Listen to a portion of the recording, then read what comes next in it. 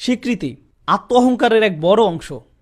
বাবা যদি কোনো এক সন্তানকে অন্য সন্তানদের সামনে প্রশংসা করে বলেন, আমি তোমাকে ভালোবাসি, আমি তোমাকে নিয়ে গর্বিত, তখন অন্য সন্তানদের কি হয়?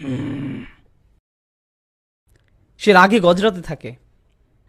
বাবা যদি এক সন্তানকে বলেন, আমার গাড়িটা পরিষ্কার করে দাও, তুমি এটা ভালো পারো, অন্য সন্তান হয়তো গাড়ি পরিষ্কার করতে চায় না, বরং সে টিভি দেখতেই পছন্দ করে, কিন্তু তারপরও সে অসন্তুষ্ট, কারণ বাবা আমাকে কেন বলল না?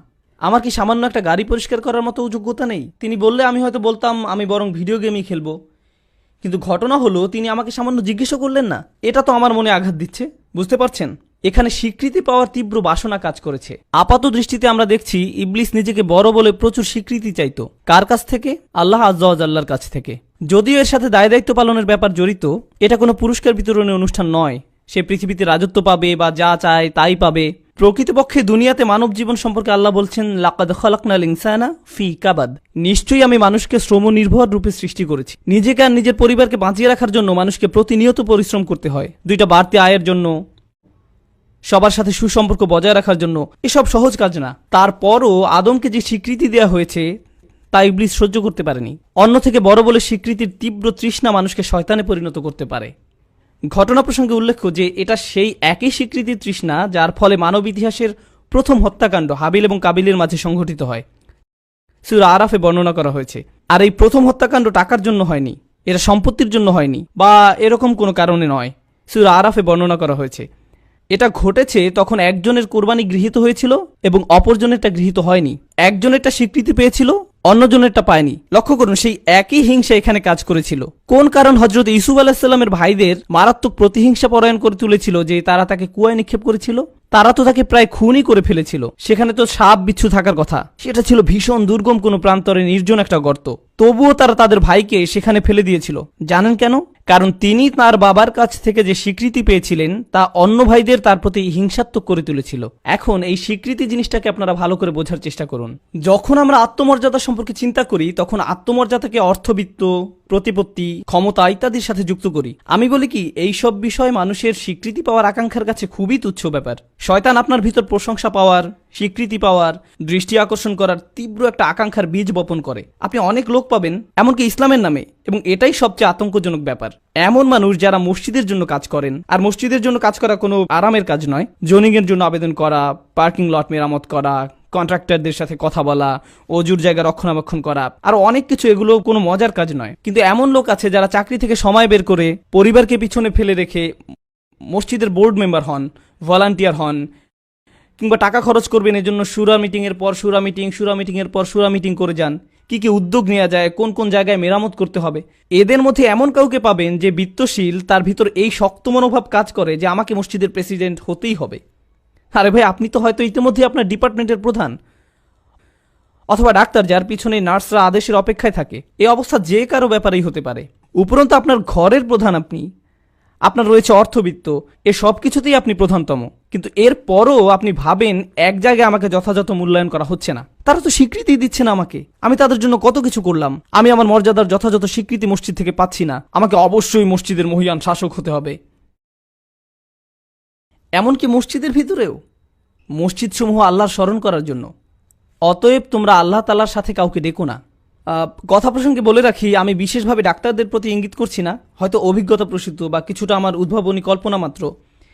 এই অবস্থা যে কারো ব্যাপারেই হতে পারে। এমনকি হয়তো কারো কোনো পেশাই নেই, কিন্তু সে যখন মসজিদে আসে তখন স্বীকৃতি, ভোটাভুটি, নির্বাচন ইত্যাদি ব্যাপারগুলো নিয়ে ভীষণ উত্তেজিত হয়ে ওঠে। কিন্তু কেন? এ তো যেমন রিপাবলিকান বনাম ডেমোক্রেটদের মতো অবস্থা, তাও আবার মসজিদের ভিতর। কিন্তু কেন? আপনি কি জিতছেন? এই যে আপনার মাথার ভিতরে গেঁথে আছে যে মানুষেরা আপনাকে আপনার অবদান দেখে সম্মান দিবে, এটাই তো আসলে ইস্তেকবার। অন্য সবার থেকে বড় হতে চাওয়া, অন্য সবার চোখে বড় হতে চাওয়া, সবার বিবেচনায় বড় হতে চাওয়া, সমস্ত কৃতিত্ব নিজের দিকে টেনে নেয়া। এখানে কোনো বৈষয়িক প্রাপ্তিই কিন্তু নেই, বাহ্যিক কোনো উপকারই এসব আচরণ থেকে বের হয়ে আসে না। এটা কিন্তু একটা রোগ। তা যেমন আপনার বৈষয়িক জীবনকে ক্ষতিগ্রস্ত করে, তেমনি মানবতার প্রত্যেকটা ক্ষেত্রেই এই অহংকার ক্ষতির কারণ হয়ে দাঁড়ায়। মানুষের প্রত্যেকটা সম্পর্ককেই এটা ক্ষতিগ্রস্ত করে। অহংকার যেমন পারিবারিক সম্পর্ককে ক্ষতিগ্রস্ত করে। পরিবারের ভিতরে এমনও স্বামী থাকতে পারেন যিনি সারাক্ষণ তার অবদানের স্বীকৃতি খুঁজছেন, তিনি সারাক্ষণ রাগ ঝেড়েই যাচ্ছেন, আমি তোমাদের জন্য এত কিছু করলাম আর তোমরা আমার কোনো মর্যাদাই দিলে না। সর্বশেষ কখন তোমরা আমাকে ধন্যবাদ দিয়েছিলে? তিনি যেন সারাক্ষণ স্বীকৃতির জন্য উত্তেজিত। তিনি যেন নিজের সামান্য এক ঘরের অ্যাপার্টমেন্টের মধ্যেই একজন ফেরাউন। শুধু ফেরাউনের মতো আয়না রব্বুকুমুল্লাহ আলা, আমি তোমাদের একমাত্র পালনকর্তা, এমন ঘোষণা দিয়েই বাকি আছে।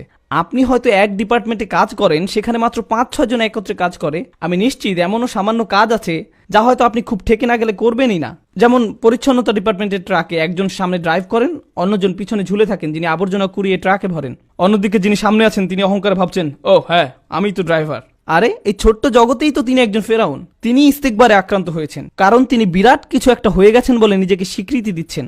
এই ইগো বা আত্মহমিকার প্রতিযোগিতা আপনার অফিসের ভিতর, আপনার ডিপার্টমেন্টের ভিতর, আপনার টিমের ভিতর, বিভিন্ন টিমের ভিতর, এমনকি এটা বিভিন্ন ব্যবসা প্রতিষ্ঠান সমূহের ভিতর ছড়িয়ে পড়ে। অন্যদিকে এই আত্মহমিকার প্রতিযোগিতা পরিবারের ভিতরে, এমনকি আপন ভাই বোনদের ভিতরেও কাজ করে।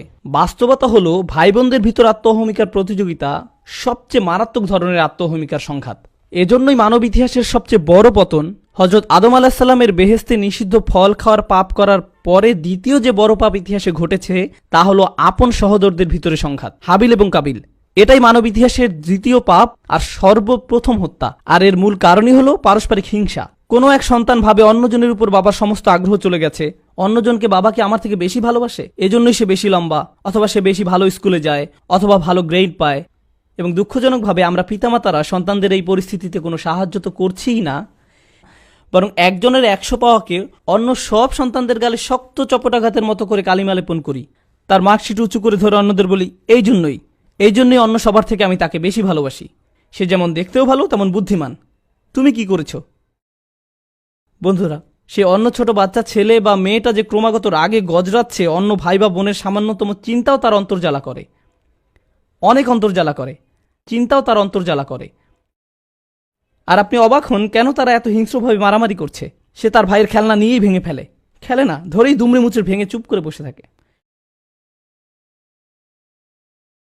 বাবা মা দৌড়ে এসে ধমক দিয়ে যখন জিজ্ঞেস করেন কেন তুমি এমনটা করলে, তখন সে ফোপাতে থাকে, তুমি তাকে বেশি ভালোবাসো, তুমি এমনকি তার খেলনাকেও আমার চেয়ে বেশি ভালোবাসো। দেখুন, ছোটবেলা থেকেই এটা মানুষের ভিতরে কিভাবে কাজ করে। একেই বলে ইস্তেকবার বা বরত্ববোধ। শয়তানের এটা ছিল, তাই সে মানুষের ভিতরেও তার অনুপ্রবেশ করাতে চায়। এটাই তাকে ধ্বংস করেছে। তাই সে নিশ্চিত করতে চায় যে প্রত্যেকটা মানুষের ভিতরেই তা কাজ করুক।